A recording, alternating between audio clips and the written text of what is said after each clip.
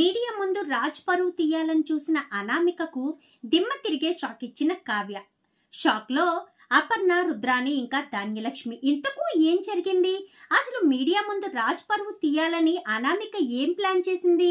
మరి కావ్య ఏం షాక్ ఇచ్చింది? ఇదంతా కూడా వీడియోలో చూసి తెలుసుకునేద్దాం.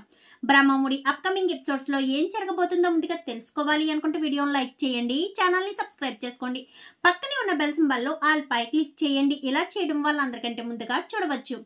మొత్తం మీరు చూసుకున్నట్లయితే రాజుని ఏదో రకంగా అవమానించాలని, రాజుని ఆ ఎండి సీట్ నుంచి దించేయాలని ఇటు రుద్రానితో పాటు అనామిక కూడా అనుకుంటుంది. కానీ రుద్రాని వాళ్ళకి చెప్తే కళ్యాణ్ ఆఫీస్కి వెళ్ళడు, ఆఫీస్ పనులేమి కళ్యాణ్కి రావు, కాబట్టి రాహులే ఏదైనా ప్లాన్ చేసి మరి ఎండి సీటు దక్కించుకుంటాడని ఇంకా అనామిక అయితే ప్లాన్ చేసి ఏదో రకంగా రాజ్ పరువు తీయాలి.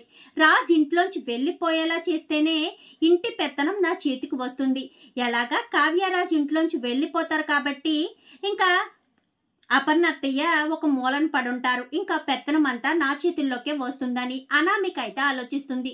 వెంటనే వాళ్ళ నాన్నకు ఫోన్ చేసేసరికి, ఏంటమ్మా ఈ టైంలో ఫోన్ చేసావనగానే, నాకు ఒక హెల్ప్ కావాలి నాన్న, నీకు తెలిసిన వాళ్ళు మీడియాలో ఎవరైనా ఉన్నారా అని చెప్పనేసరికి, నా ఫ్రెండ్ ఉన్నాడు, తనకి 2-3 ఛానల్ వాళ్ళు కూడా ఫ్రెండ్స్ ఉన్నారని చెప్పాను. కానీ సరే నాన్న, ఏం చేస్తావో నాకు తెలీదు, రేపు ఉదయం 10 గంటలకల్లా మా ఇంటి ముందు మీడియా వాళ్ళు ఉండాలి. వాళ్ళు అడిగే ప్రశ్నలు ఎలా ఉండాలి అంటే, ఒక బిడ్డను తీసుకొచ్చారని, రాజ్కి అక్రమ సంబంధం ఉందన్నట్టుగా వాళ్ళు ప్రశ్నలు వేస్తే నేను దాన్ని బట్టి చూసుకుంటాను, వాళ్ళకు ఎలా సమాధానం చెప్పాలో అలాగే చెప్తాను అంటూ ఇంకా అనామిక ఫోన్ చేసి అయితే మాట్లాడుతూ ఉంటుంది. సరే, నేను రేపు ఉదయం 10 గంటలకల్లా మీడియా వాళ్ళు మీ ఇంటి ముందుకు వచ్చేలా చేస్తానని చెప్పి సుబ్రహ్మణ్యం అయితే ఫోన్ పెట్టేస్తాడు. ఇంకా మాటలు ఎవరు వినరు. కానీ ఇంకా రాజ్ ఇంటికి వచ్చిన తర్వాత రుద్రాని గొడవ పెట్టడం జరుగుతుంది.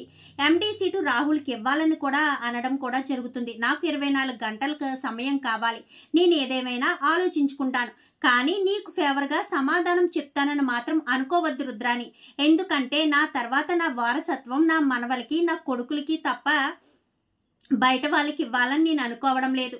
కానీ నాకు 24 గంటల సమయం వచ్చాకనే ఎవరిని ఎండీని చెయ్యాలా అని ఆలోచిస్తాను అంటూ ఇంకా సీతారామయ్య చెప్పేసరికి ఇంకా గదిలోకి వెళ్ళిపోతుంది రుద్రాని. ఇటు రాహుల్ ఇద్దరు కూడా వెళ్ళిపోతారు. ఏంటి, ఏం చేయాలి మమ్మీ, నువ్వు వేసిన ప్లాన్ అట్రప్లాప్ అయినట్టుందే అని చెప్పాను. కానీ 24 గంటల సమయం అడిగారు కదా, చూద్దాం, రేపు సాయంత్రం ఎవరిని ఎండి సీట్లో కూర్చోబెడతారో అది చూద్దాం, అప్పుడే మాట్లాడదామని చెప్పి ఇంకా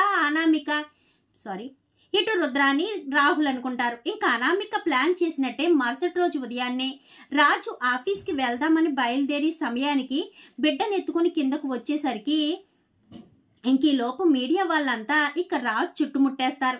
ఏంటి, మీరంతా ఎందుకు వచ్చారని చెప్పాను. కానీ అదేంటి సార్, మీకు పెళ్ళై సంవత్సరం అయింది కదా, మీకు 6 నెలలు బాబు ఎక్కడి నుంచి వచ్చాడు, మీకు పెళ్ళయిందా లేదంటే మీకు వేరే అక్రమ సంబంధం ఉందా అంటూ ఇంకా మాటల మీద మాటలు అడుగుతూ ఉంటారు మీడియా వాళ్ళు. ఇంకా రాజు అయితే ఏం సమాధానం చెప్పలేకపోతూ ఉంటాడు. ఏంటి అలా అడుగుతున్నారు మా బావగారిని అంటే, మా బావగారికి సంబంధం ఉంది, ఈ బాబుని అక్కడి నుంచే తీసుకొచ్చారు, వేరొక అమ్మాయితో తనకి సంబంధం ఉందని మీరు అనుకుంటున్నారా ఏంటి అంటూ అనామిక మాట్లాడేసరికి, ఏం మాట్లాడుతున్నావా అనామిక అంటూ రాజు అనేసరికి, మీకు తెలియదు బావగారు, వీళ్ళు ఇలాగే ప్రశ్నలు అడిగి మనల్ని ప్రాణాలు తీస్తారు, వీళ్ళకు కరెక్ట్గా సమాధానం చెప్పాలి, మా బావగారికి ఏం సంబంధం లేదు, సంబంధం లేకుండానే బిడ్డను తీసుకొచ్చేశారు, ఆ బిడ్డ తల్లి ఎవరన్నా కానీ మాకు సమాధానం చెప్తలేదు, కానీ మా బావగారికి ఎవరితోటి సంబంధం లేదు అంటూ ఇంకా రాజు వైపు మాట్లాడుతున్నట్టు అటు మీడియా వాళ్ళకి హింట్ ఇస్తున్నట్టుగా అనామిక మాట్లాడేసరికి ఇంకా వంటగదిలో ఉన్న కావ్యకి ఈ విషయాలు ఏమీ తెలియక అందరూ హడావిడిగా బయటకైతే వస్తూ ఉంటారు. ఏంటి, ఎక్కడికి వెళ్తున్నారు వీళ్ళంతా అని అనుకుంటూ ముందుకు వచ్చేసరికి మీడియా వాళ్ళు అన్నయ్యని చుట్టుముట్టారంట వదినా అని చెప్పాను. కానీ కావ్య గబగబా బయటకు వస్తుంది. ఏంటి, మీడియా వాళ్ళకి ఎవరు ఇన్ఫర్మేషన్ ఇచ్చారు, అయినా మీరు ఇక్కడికి ఎందుకు వచ్చారు, మా కుటుంబ గొడవల్లో మీరు ఎందుకు కలగ చేసుకోవాలనుకుంటున్నారు అని చెప్పనేసరికి, అదేంటండి అలా మాట్లాడతారు, మీ అబ్బాయి ఎవరో తెలియదు, 6 నెలలు బాబుని తీసుకొచ్చి ఇంట్లో పెట్టారు, తీరా మోసి మీ అబ్బాయికి చూస్తే పెళ్ళయి సంవత్సరమే కావస్తుంది, 6 నెలలు బాబు ఎక్కడి నుంచి వచ్చాడు అంటే మీ అబ్బాయి తప్పు చేశాడా? దుగ్గిరాల ఇంట్లోంచి వచ్చిన Swaraj group of companies MD Swaraju ఒక అమ్మాయిని మోసం చేసి అక్కడి నుంచి బిడ్డను తీసుకొచ్చి ఇంటి వారసుడిగా చేయాలనుకుంటున్నారా అంటూ ఇంకా మీడియా వాళ్ళు ఇష్టం వచ్చినట్టుగా మాట్లాడేసరికి అసలు మీరు ఏం మాట్లాడుతున్నారు, తెలిసి తెలియకుండా మాట్లాడొద్దంటూ ఇంకా సుభాష్ అయితే మాట్లాడుతూ ఉంటారు. ఇంకా అందరూ కూడా అన్ని రకాలుగా మాట్లాడేసరికి ఏంటి మీరు ఎందుకు ఇలాంటి ప్రశ్నలు అడుగుతున్నారు అంటూ అనామిక మొదలు పెడుతుంది. ఒక్క నిమిషం అనామిక అంటూ ఇంకా కావ్య అయితే ముందుకు వస్తుంది. ఏంటి మేడం చెప్పండి, మీ ఆయన గారు ఒక బాబుని తీసుకొచ్చారు, మీకు పెళ్ళై సంవత్సరమే కావస్తుంది, మరి మీకు ఆ బాబు ఎక్కడి నుంచి వచ్చాడు? 6 నెలలు బాబు వచ్చాడు అంటే మీ ఆయన గారికి ఎవరితోటో సంబంధం ఉందా? తనని మీకన్నా ముందే పెళ్లి చేసుకున్నారా? అందుకే మీ పెళ్లి రోజునాడు ఆ బాబుని తీసుకొచ్చి ఇంట్లో పెట్టారా? మరి ఆవిడ ఎక్కడుంది? రాజుగారు చేసుకున్న మొదటి భార్య ఎక్కడుంది అంటూ ఇంకా మీడియా వాళ్ళు ప్రశ్నల మీద ప్రశ్నలు అడిగేసరికి ఏంటి మా ఆయన గారు మొదటి పెళ్లి చేసుకున్నారా? మా ఆయన గారు పెళ్లి చేసుకున్నట్టు ఎక్కడైనా ఫోటోలు పెట్టారా ఏంటి? లేకపోతే మీరెవరైనా పెళ్లికి వెళ్ళారా? మరి నాకైతే మా ఆయన మొదటి పెళ్లి చేసుకోలేదు, నా భర్త నన్ను చేసుకున్నది నన్ను ఒక్కదాన్నే, మాకు కూడా మొన్ననే పెళ్లి రోజు అయింది. ఇంతకీ బాబు ఎవరనే కదా మీ ప్రశ్న? బాబు ఎవరంటే ఒక అనాథ అని చెప్పనేసరికి ఏంటి మేడం అనాథ?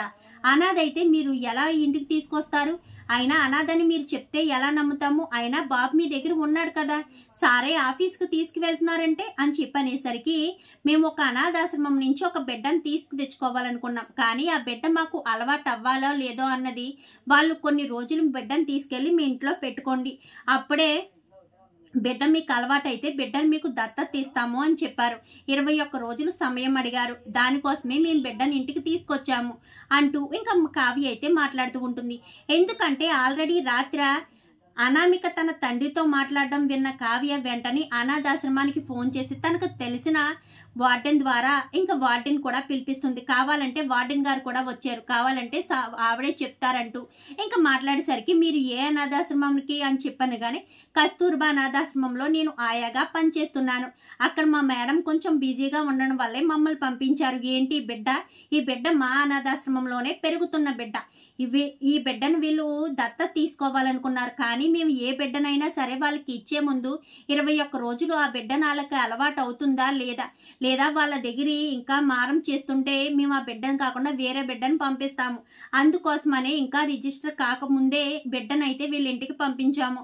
వీళ్ళ ఇంటికి వచ్చి కేవలం 5 రోజులు మాత్రమే అయింది, 21 రోజుల వరకు బిడ్డ వీళ్ళ సమక్షంలోనే ఉంటుంది, ఇంకా ఏమైనా మీకు డౌట్లు ఉన్నాయా అని చెప్పనేసరికి అది మేడం అంటే రాజుగారికి అని చెప్పనేసరికి ఏంటి నా భర్త గురించి తప్పుగా మాట్లాడుతున్నారు, ఏదో మీరు చూసినట్టు చేసినట్టును, నా భర్త గురించి చెప్తున్నాం కదా, ఒక అనాథ బిడ్డనే మేము దత్తత తీసుకోవాలని మాకు ఫస్ట్ నుంచి అదే కోరిక, మాకు ఇంకా పిల్లలు పుట్టలేదు అంతే తప్ప నాలో ఎటువంటి లోపం లేదు, మేమిద్దరు బిడ్డలను ప్లాన్ చేసుకున్నాం, ఒకరిని నేను కనాలని మరొకరిని దత్తత తీసుకోవాలని, ఆ లెక్క ప్రకారమే మేము మొదట మా ఇంటి వారసుడిగా దత్తత తీసుకున్న బిడ్డను తీసుకొచ్చాము, తర్వాత మేము ప్లాన్ చేసుకుని నేను ఒక బిడ్డను కంటాను, నాకు పూర్తి ఆరోగ్యం ఉంది అని చెప్పి కావ్య చెప్పేసరికి అనామిక అయితే షాక్ అయిపోతుంది. ఏంటిది, బావగారు పరువు తీయాలని నేను ప్లాన్ చేస్తే ఇదేంటి కావ్య ఇలా సమాధానం చెప్తుంది, పైగా కస్తూర్బా అనాథాశ్రమం నుంచి ఆయా కూడా వచ్చి కావ్యకు ఫేవర్గా సమాధానం చెప్పడం ఏంటి అంటూ ఇంకా అనామిక షాక్ అయిపోతుంది. ఇంట్లో వాళ్ళంతా కూడా అలా ఆశ్చర్యపోయి చూస్తూ ఉంటారు.